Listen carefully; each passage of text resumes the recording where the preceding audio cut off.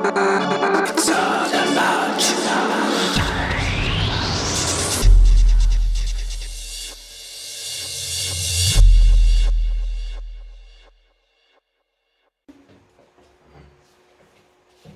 Goedendag allemaal, hier zijn we weer, Cocopelli TV. Vandaag te gast bij Andy Pedrosa. Mensen, we gaan vandaag iets heel belangrijks leren.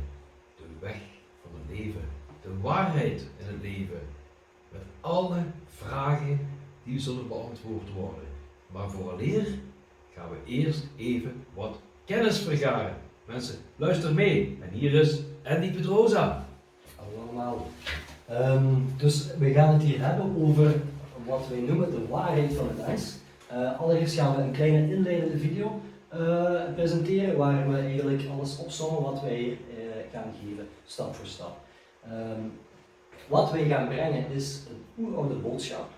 Die boodschap die houdt in, heel simpelweg, de waarheid van de mens, de ware gnosis en de ware aard van onze spiritualiteit. En het feit dat die spiritualiteit eigenlijk ook geen spiritualiteit is, maar ja, gewoon een fysiek proces. Eigenlijk, dat zijn allemaal fysieke processen, die wij, omdat wij ze niet kunnen verklaren, gaan wij dat spiritueel noemen. Maar het komt er dus op neer dat die waarheid terugslaat gewoon op iets wat heel gewoon fysiek is, een fysiek deel van ons. Die waarheid van de mens, dat is in principe simpelweg ons ware geloof. Het feit is, de geloven hier op aarde zijn zo uiteen verspreid vanuit een brongeloof, wat eigenlijk gewoon simpelweg onze eigen waarheid was. En dat was een waarheid, een geloof wat ook gedeeld werd door iedereen en in elk aspect van ons leven. Dat is geweest in een voorvloedse tijd en doorheen de tijd, doorheen de eras, is dat vergeten geraakt en verloren geraakt. Het doel van wat wij brengen, het doel van die informatie is de kennis terugbrengen naar u over uzelf. Dus ken jezelf. Iemand die zijn eigen waarheid kent en onderkent en daarnaar gaat leven, die staat sterk in zijn schoenen, die staat stevig op de grond en die kun je niet van zijn waarheid afbrengen. Dus jouw waarheid, één keer als je die begrijpt, laat je die ook niet meer los en kan je die ook niet meer ontkennen. Wat we dus gaan brengen zijn een hele reeks video's. Dat gaat beginnen met een heel simpele vraag: wie zijn we? En wat is eigenlijk dus ook de ware aard van ons bewustzijn? En dan gaan we dus eigenlijk uiteenzetten dus dat bewustzijn eigenlijk niet meer is dan energie, dat het letterlijk de energie is die in ons zit. En dan gaan we ook laten zien hoe dat die energie vervat zit in alles wat er is eigenlijk, in de hele schepping, in de hele creatie. En hoe dat, dat bewustzijn en die energie ook vervat zit en functioneert in ons. Daarna gaan we overgaan op de vraag van waar komen we? Van waar komen we is ook een hele simpele vraag die eigenlijk een heel, geen complex, maar een heel uitgebreid antwoord eigenlijk omvat. Ook weer de ware aard van onze schepping en daarbij gaan we dus vooral ook het Genesis-verhaal onder de loep nemen. En ook laten zien wat de ware interpretatie is van het Genesis-verhaal, want dat wordt totaal verkeerd begrepen. Waarom? Simpelweg omdat dat vooral ook vertaald is naar een context die eigenlijk naast de ware context van dat verhaal eigenlijk staat. Daarna gaan we overgaan op het holografische en het fractale universum, hoe dat wij als mens vanuit onze ware schepping gevallen zijn.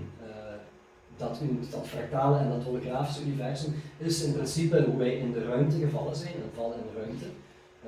Die processen, holografie en fractaliteit, dat zijn geen natuurlijke processen.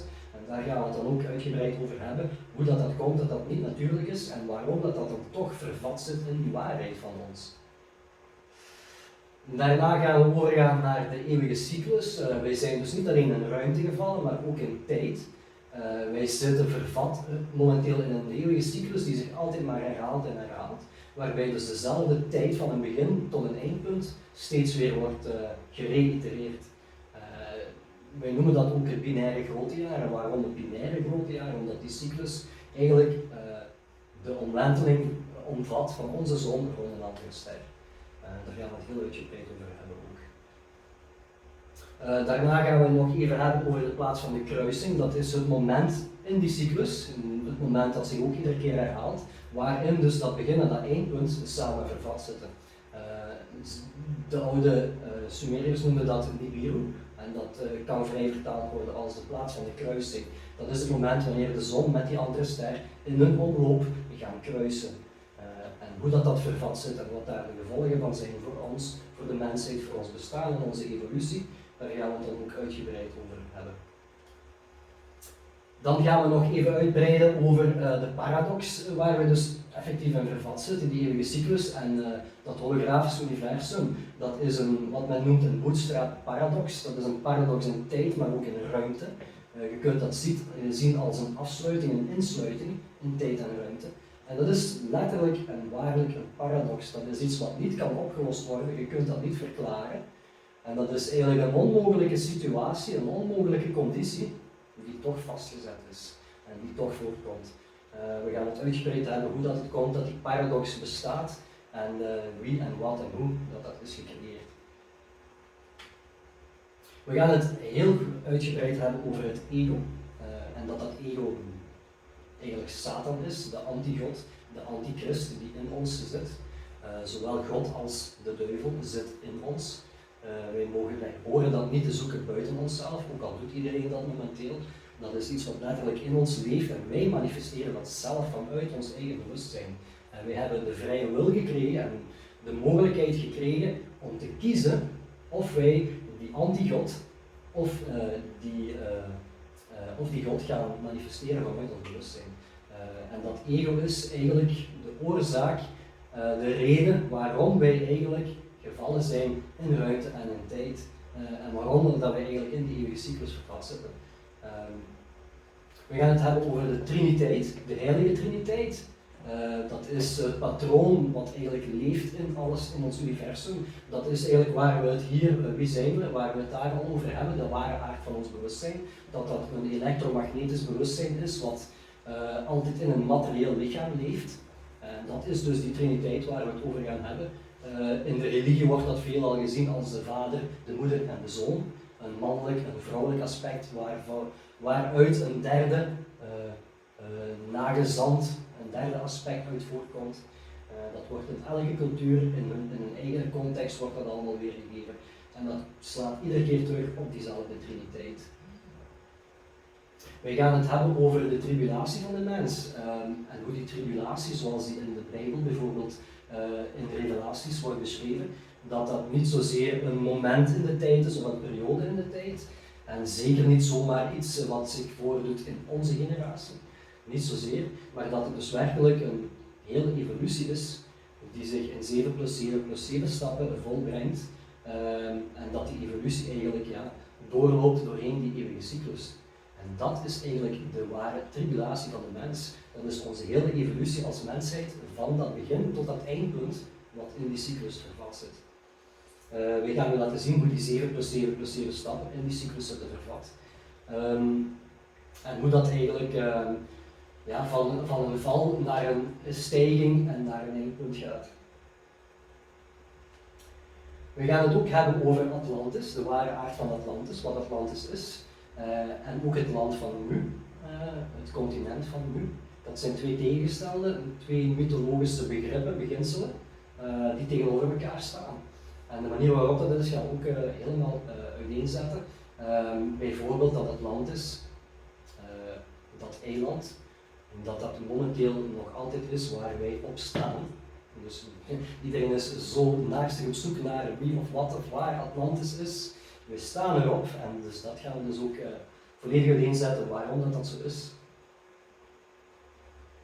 Vervolgens gaan wij het hebben over de ware aard van onze ascensie, wat beschreven staat als de ten hemelstijging van de mens. Dat is iets wat gebeurt tijdens die plaats van de kruising, tijdens de Nibiru. Wanneer dat gebeurt, dan hebben wij de mogelijkheid om ten hemel te stijgen. Hoe dat kan gebeuren en hoe dat wij dat als mens horen te bereiken, dat gaan we dan in die video ook volledig uiteenzetten.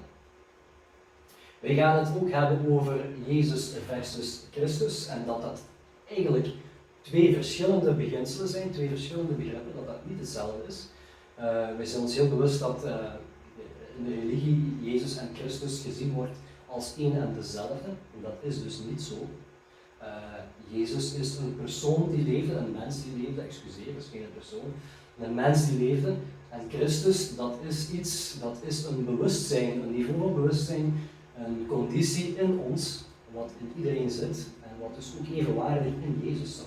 Het enige verschil is dat Jezus iemand was die dat dus ten volle heeft beseft.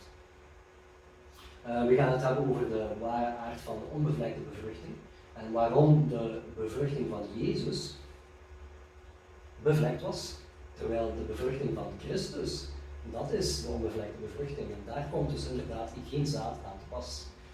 Hoe dat komt en op welke manier dat men dat moet interpreteren, gaan we dan in die video uitleggen. Wij gaan u uitleggen en laten zien en hopelijk aantonen wie de Anunnaki zijn en de Elohim en de Nephilim, zoals die beschreven staan ook in de Bijbel, vooral in het boek van Enoch ook. En dat de Anunnaki, zij die vanuit de hemel op de aarde gevallen zijn, dat dan ook weer wezens zijn die niet zozeer buiten ons moeten gezocht worden, maar binnenin onszelf. We gaan dan ook daarop verder ingaan en ook aantonen wie Lucifer werkelijk is versus Satan.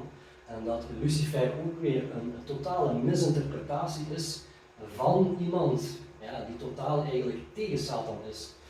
Het tegenovergestelde van Satan. Lucifer wordt gezien als een manifestatie van Satan of iets satanistisch, iets kwaadaardigs.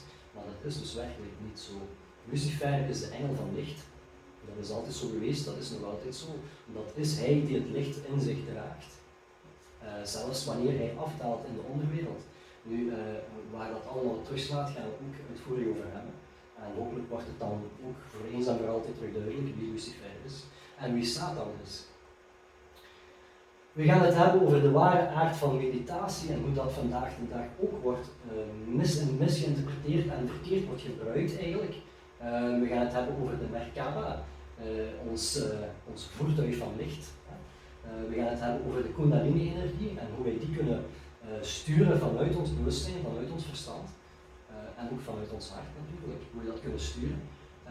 En hoe dat wij eigenlijk die energieën kunnen gebruiken in een ware vorm van meditatie, waarbij wij dus werkelijk gaan werken met die energieën. Dus je kunt daar iets mee doen. Dus het mediteren, gelijk dat vandaag de dag vooral nog wordt begrepen en wordt uitgevoerd, is dat men gaat het verstand op nul zetten en dan volledig gedachteloos en volledig in het centrum van zichzelf blijven en buiten de gedachten en noem maar op. En ze gaan daar van alle technieken aan toepassen en wat mag het nog allemaal zijn. Maar de ware aard van meditatie was heel simpelweg werken met emotie. Werken met emotie, niet zomaar, maar echt op een bewust niveau. Die emotie en de energie die vervat zit bij die emotie, gaan leren sturen vanuit het bewuste verstand. Dat is de ware aard van meditatie. En daarbij hoort dus werkelijk ook wel eerst het aanleren van het uitschakelen van het verstand. Want wanneer men dat niet beheerst, gaat men niet kunnen werken met die energieën. Dus dat moet eerst aangeleerd worden hoe men het verstand kan uitschakelen om terug te gaan naar de emotie en daar bewuster te worden. En eens als dat kan gebeuren, dan kan men terug het verstand gaan gebruiken om die emotie te gaan sturen. En dat is iets waar we het dus ook redelijk uitgebreid over willen hebben in deze video. En daar hoort dus de Merkaba en de Kundalini ook niet bij, dus dat zit daar 100% in vervat. We gaan het hebben over verschillende Sumerische mythes en die in een ware licht zetten. Bijvoorbeeld de mythe van Nergal, de mythologie van Nergal die in de onderwereld afdaalt. Dat staat ook weer terug op een conditie van wij als mens die dus afdalen in de onderwereld doorheen die eeuwige cyclus. Hoe dat in elkaar steekt, gaan we dus ook volledig uitleggen in deze video. Samen met nog een paar andere mythologieën die dus ook verkeerd worden begrepen. We gaan dan, als een van de laatste video's geloof ik, denk ik toch, een van de laatste, gaan we het hebben over het gospel van Thomas. En gaan we ook heel veel passages die daarin vermeld staan in zijn ware licht zetten. Dus dat zijn heel veel zinnetjes en zegswijzen en wijsheden die daarin vervat zitten. Dat waren de woorden van Jezus zelf. En dan gaan we ook uitleggen wat dat daar eigenlijk mee bedoeld wordt. Dus dat zijn wijsheden die heel simpel te begrijpen zijn wanneer de juiste context daarvan begrepen is. En we zullen het dus heel graag daarover willen hebben in een aparte video. We gaan het hebben over het derde oog en de ware perceptie van onze realiteit doorheen het derde oog en hoe we dat kunnen bereiken, hoe we dat derde oog kunnen wakker maken, decalcificeren, zoals ze dat noemen ook. En hoe dat het komt eigenlijk dat het derde oog zo gecalcificeerd is geraakt in onze generatie. Dus de volwassen mens van vandaag, zijn derde oog is totaal inactief op het niveau van perceptie. Dus dat derde oog gaat in de volwassen mens enkel nog een paar basisfuncties uitoefenen op het hormonaal niveau, maar op het niveau van perceptie. Dus het hogere doel van het derde oog, de hogere functies van het derde oog, die zijn volledig uitgeschakeld in de volwassen mens. En we gaan dan ook proberen aan te tonen en uit te leggen hoe dat komt, waarom dat is. We gaan het hebben over het hemelse en het gevederde serpent, wat men kent als Kukulkan of Quetzalcoatl in de Meso-Amerikaanse culturen, gelijk de Maya's bijvoorbeeld, de Azteken en noem maar op. Zij hebben allemaal hun eigen interpretatie van dat gevederde of dat hemelse, dat vliegende serpent, de flying serpent. Dat is letterlijk wat Quetzalcoatl betekent, het gevederde serpent, Kukulkan, de flying serpent. We gaan u uitleggen wat die slang is en waarom dat zij die zo in de hemel zagen vliegen. Daar zit ook een waarheid achter wat te maken heeft met die eeuwige cyclus waar we in vervat zitten, met die binaire cyclus. En het ware gezicht van dat serpent, dat gaan we in deze video proberen duidelijk te maken. Dat het dus werkelijk de nemesis is die eigenlijk beschreven staat als de binaire tegenpool van onze zon. Dat is dat serpent. En in de tijd wanneer die kruising gebeurt, gaat die ster, die tegenpool van onze zon, zo dichtbij zijn dat het werkelijk gezien wordt als een slang in de lucht. En hoe dat is, dat gaan we dus ook uitleggen. Ook visueel hopelijk gaan we dat ook proberen uit te leggen. Dus wat er eigenlijk in al die video's samengevat gaat voorbij komen is een combinatie van wetenschappelijk verifieerbaar materiaal, dus elementen die je dus gaat kunnen natrekken en aantonen op wetenschappelijk niveau en waar dus ook de bewijzen voor beschikbaar zijn. Daar gaan ook elementen bij zitten die dus de huidige wetenschap weerleggen. En ook elementen die wetenschappelijk bewijsbaar en nog weerlegbaar zijn. Dus er gaan ook elementen in zitten die dus niet te bewijzen vallen op dit moment. En waar dus ook eigenlijk geen bewijs achter gezocht hoeft te worden. Dat hoort eerder op diepere niveaus begrepen te worden. Dat is veel belangrijker. Dus aan die combinatie van die drie elementen gaat je dus vooral tegenkomen in de informatie die wij geven. De onderliggende boodschap is berust op een bredere waarheid in plaats van de nauwe blik op de aangenomen feiten van vandaag. Die bredere waarheid die druist dan ook heel veel in tegen zulke aangenomen feiten. Dat gaat je dus ook dikwijls ondervinden bij het bekijken van deze video's die gaan komen. Dat veel van de elementen en veel van de informatie die wij brengen, dat dus indruist en volledig ingaat tegen de aangenomen feiten. Want wat is nu een waarheid ten opzichte van een feit? Het feit is dat vandaag de dag de waarheid niet meer overeenstemt met de feiten. Er is een muur, een scheiding gecreëerd tussen wat men noemt een feit en een waarheid. Hoe komt dat? Wel, wat is een feit? Een feit is een aangenomen bewijs wat dikwijls berust is op aannames die in de eerste plaats fout zijn. Die bewijzen die zijn veelal onderlegd door overcomplexe wetenschap. En die feiten worden dan ook steeds weerlegd en veranderen ook steeds. En dat is dus de wetenschap zelf, die zichzelf steeds opnieuw fout bewijst eigenlijk. Dus gaat steeds weer bewijzen dat het voorheen fout is geweest in aangenomen feiten. En dat gebeurt dus ook werkelijk zo. Dus ze gaan van alles gaan aannemen.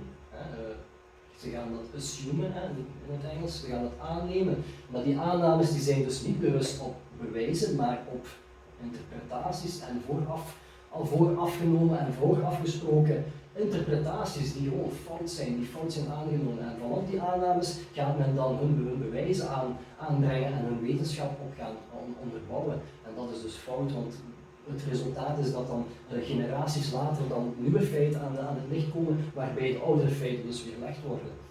Dus dat heeft dus in feite niks meer met waarheid te maken. Want een waarheid is een waarheid en die blijft altijd de waarheid, die verandert niet. Hoe komt het dan dat onze feiten van vandaag steeds maar veranderen? Omdat dat geen waarheden zijn. Hè? Bijvoorbeeld, Columbus ontdekte Amerika. Dat is nog altijd in vele kringen een aangenomen feit, hè?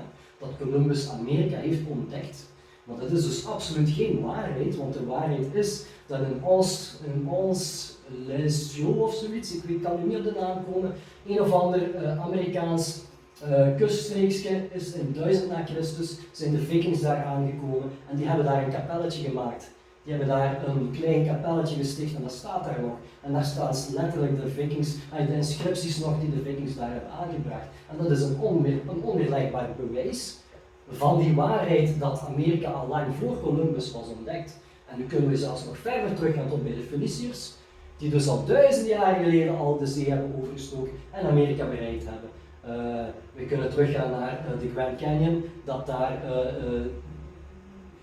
overblijfselen van de Egyptenaren zijn teruggevonden en noem maar op. Dat zijn allemaal feiten die worden opzij geschoven en de duisternis ingeschoven, omdat zij werkelijk de waarheid aan het licht brengen, die dus de aangenomen feiten weerleggen. Maar de meeste mensen die komen daar nooit mee in contact en die snappen daar niks van. En op school leren ze dus nog altijd Columbus ontdekte Amerika. Ja, dat is dus niet de waarheid. Een ander voorbeeld, klimaatverandering. Iedereen mag opzoeken, Lord Christopher Monckton. En wat heeft die man ontdekt? Dat die klimaatverandering, die ze zo noemen, dat de toename van koolstof in onze atmosfeer, waar wij zogezegd voor meer dan 90% voor verantwoordelijk zijn, dat dat dus een blattante leugen is.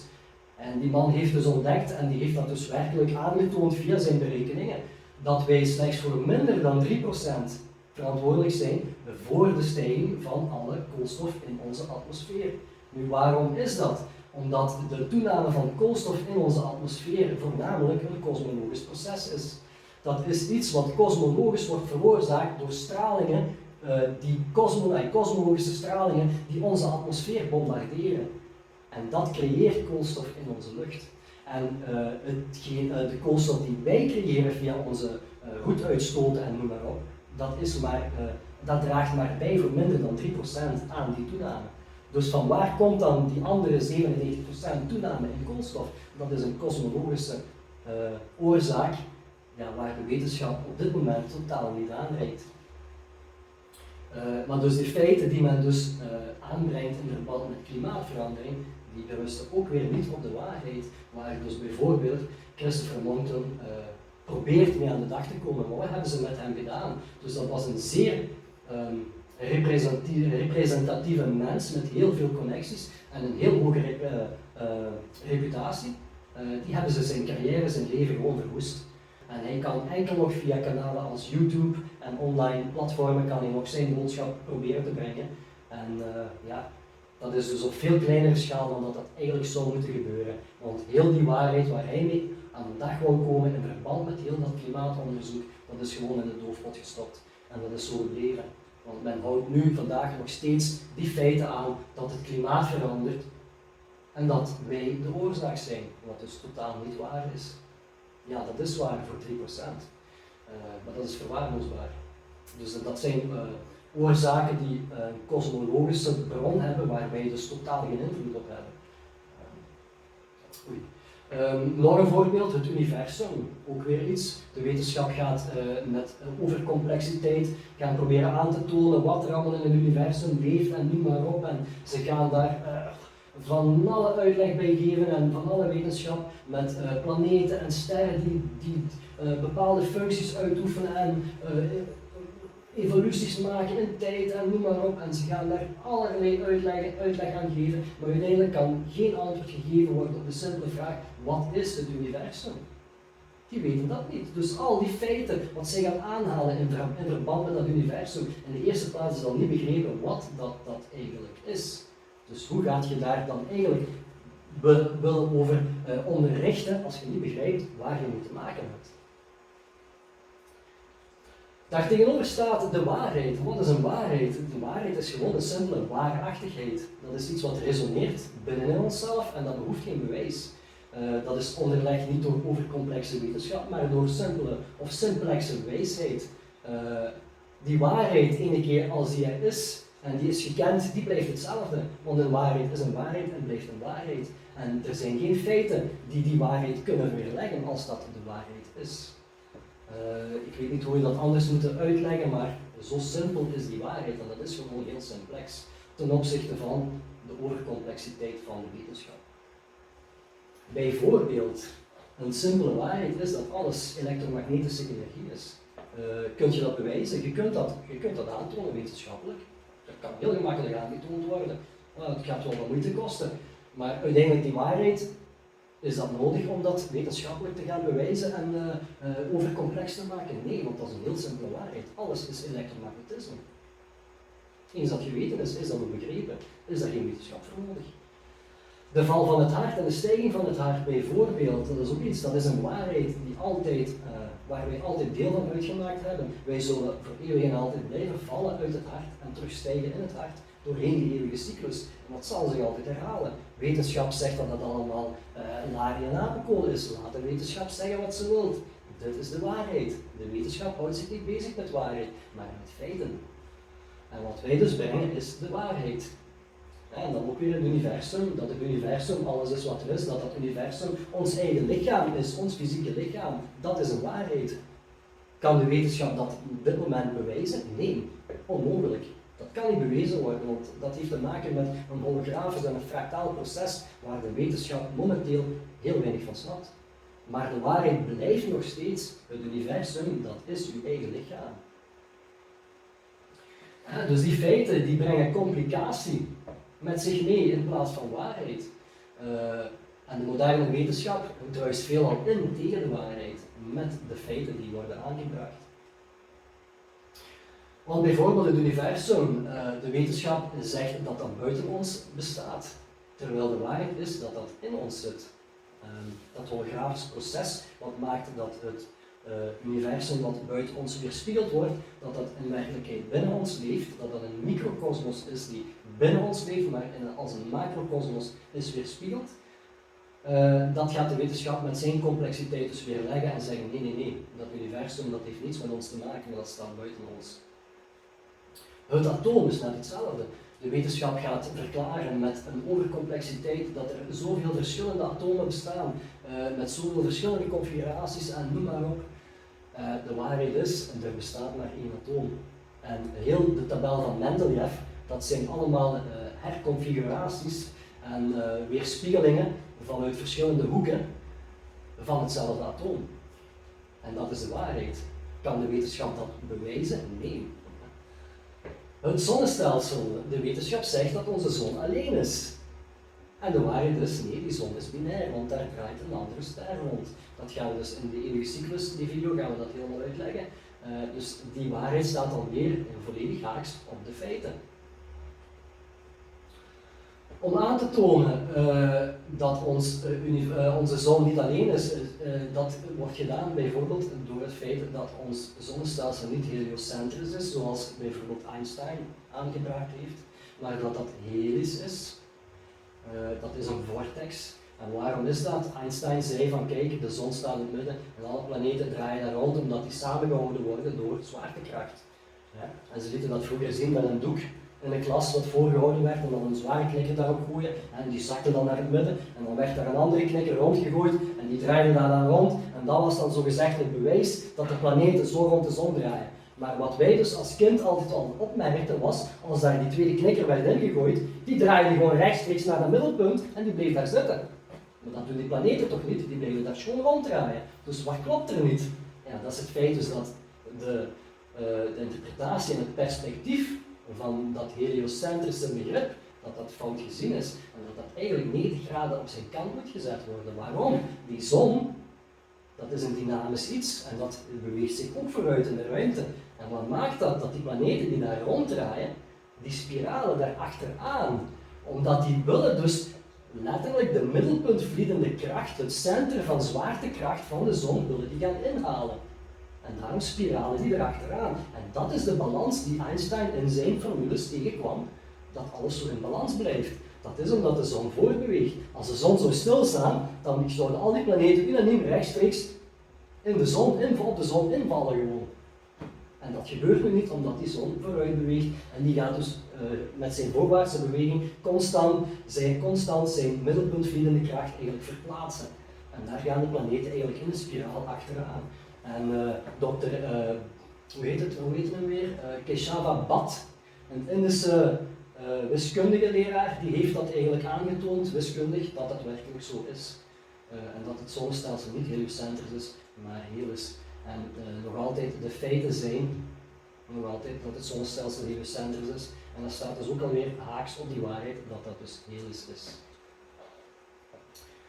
Om samen te vatten, wat wij dus gaan brengen is een totale reinterpretatie van wat wij bezien als onze realiteit en ons geloof. En ene keer als dat dus allemaal gegeven is en je gaat het allemaal gezien hebben en dat komt allemaal zo'n beetje samen in je verstand en in je hart, dan gaat je merken dat het dus werkelijk gewoon uw eigen waarheid omvat. En dat is dus wat wij hier proberen te brengen. Dank u.